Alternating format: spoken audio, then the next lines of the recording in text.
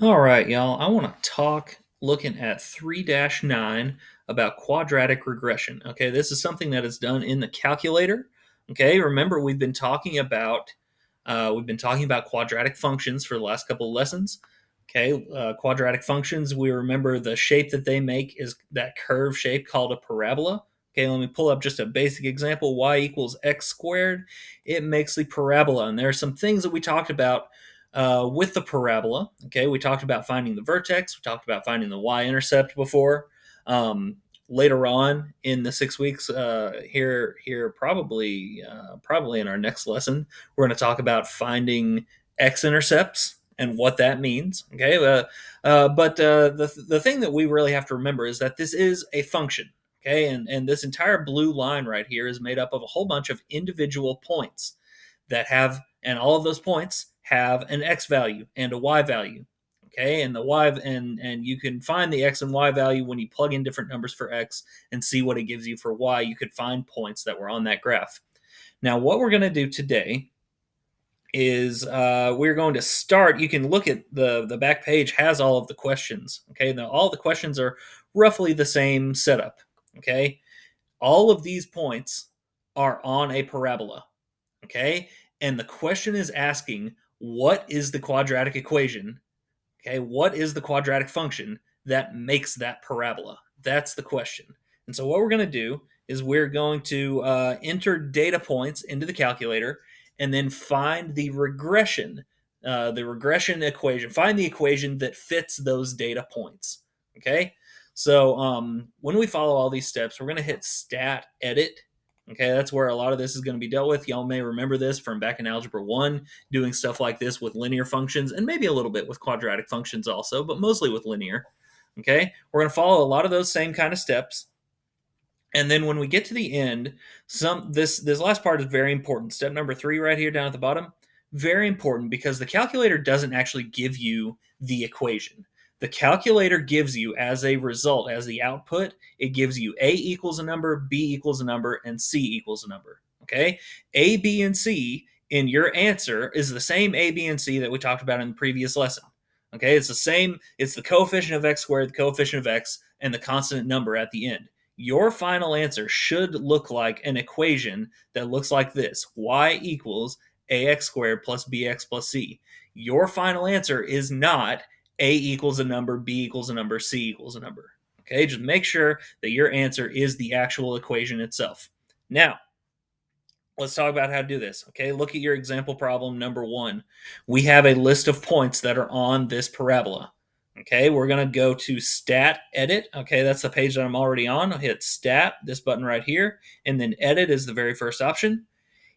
You can see all of these points. Okay, we know how points work. Coordinate points, they have an x coordinate and a y coordinate, right? Okay, we have an x and a y for all of these points. L1, this first list, should have all of your x values. So I'm going to put 0, I'm going to put -1, and +2. L2 is where we're going to put all of the y coordinates. So I've got -2, +5, +2 again. Okay? Thing to watch out for here is make sure that your points are lined up with each other, like your coordinates are lined up with each other. Okay, we have 0 lined up with -2, -1 lined up with +5. Okay, just make sure you've got all that lined up. If you mix up the order of those of those coordinates when you're putting them in the list, it's going to mix up your answer also. Okay, so we hit that and we hit stat again. We've got all of our coordinates entered. This time we scroll over to calc and we're looking for option number 5. Quad reg, that's quadratic regression. Remember, quadratic means that we're going to get an answer that is an x squared function. Okay, quad reg.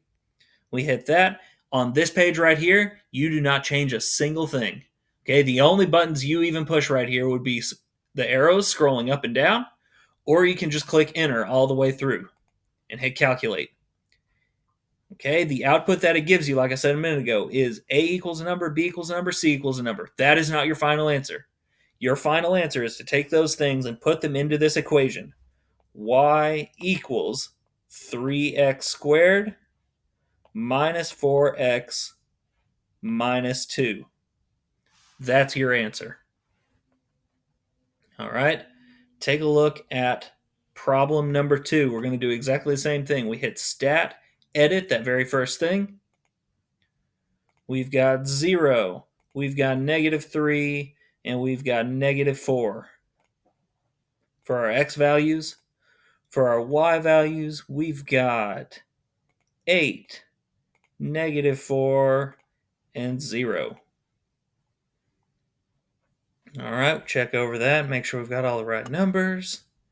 And when we come back, we hit stat again, stat calc option number 5. You can scroll down to it, or you can just hit the number 5.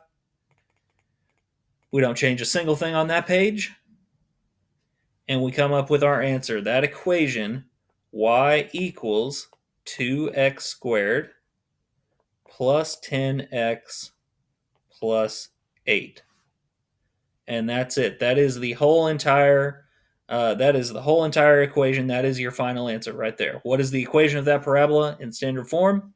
Y equals 2x squared plus 10x plus 8. And that's it.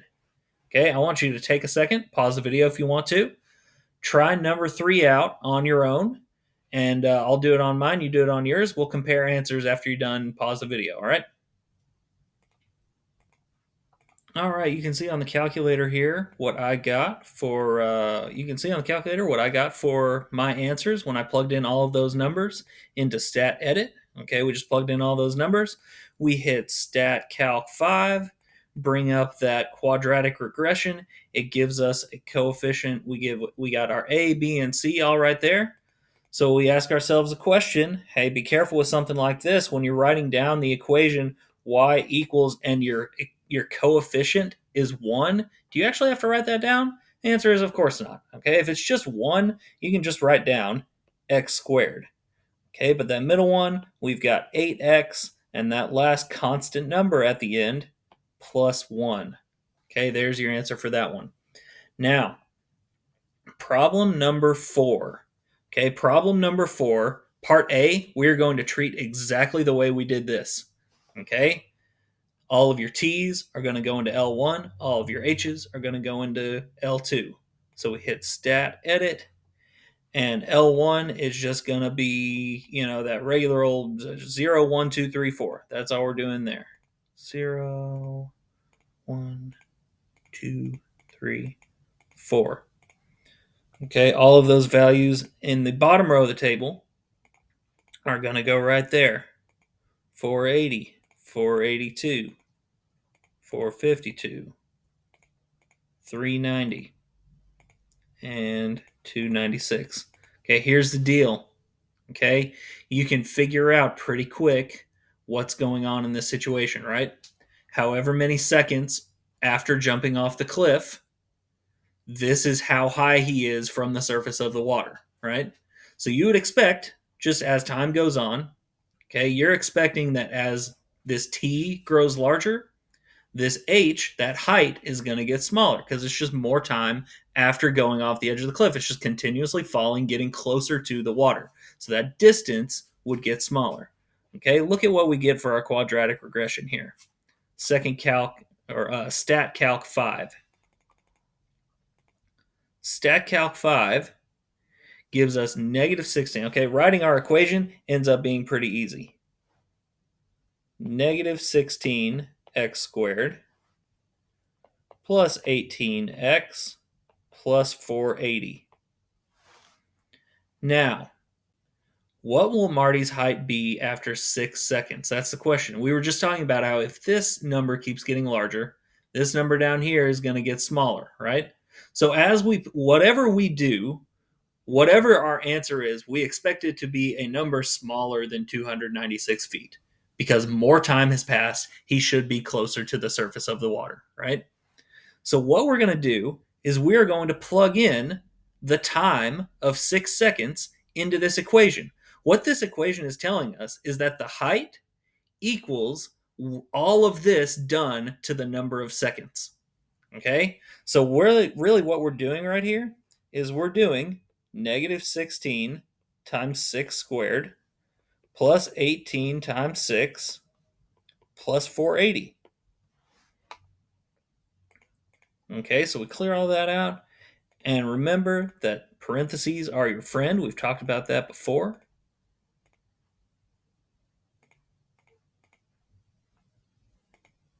Plus 18x, and then plus 480. And look at what that gives us.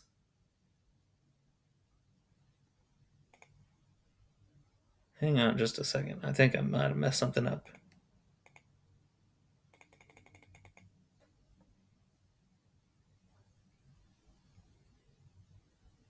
Oh, that was it. Let's see what.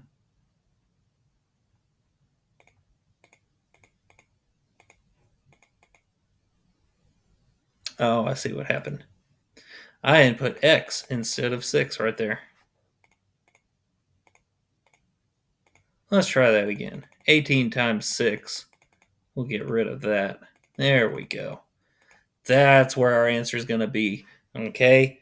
If this right here is equal to 12, we answer the question, what is the height after 6 seconds? It's 12 feet.